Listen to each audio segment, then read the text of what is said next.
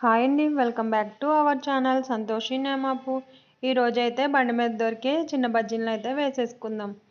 ఆ బజ్జీలను ఎలా ప్రిపేర్ చేయాలో చూసేద్దాం రండి. ముందుగా ఒక గిన్నెని తీసుకుని 2 కప్పులు గోధుమ పిండిని, 2 కప్పులు పులిసిన పెరుగుని తీసుకుని బాగా కలిపేసుకోవాలి. వాటర్ని వేసుకుని పిండిని అంతటిని బాగా మిక్స్ చేసుకోవాలి. ఇంకా సరిపోకపోతే కొంచెం వాటర్ కూడా కలుపుకోవచ్చు. నాకైతే కరెక్ట్గా సరిపోయి 1/2 గ్లాస్ వాటర్. స్పూన్ ఉప్పు వేసుకుని బాగా కలుపుకొని మూత పెట్టుకుని పక్కన పెట్టేసుకోవాలి. 1 గంట సేపు నానితే సరిపోతుంది. స్టవ్ మీద కడాయి పెట్టుకుని డీప్ ఫ్రైకి సరిపడినంత ఆయిల్ వేసుకుని మరిగించుకోవాలి.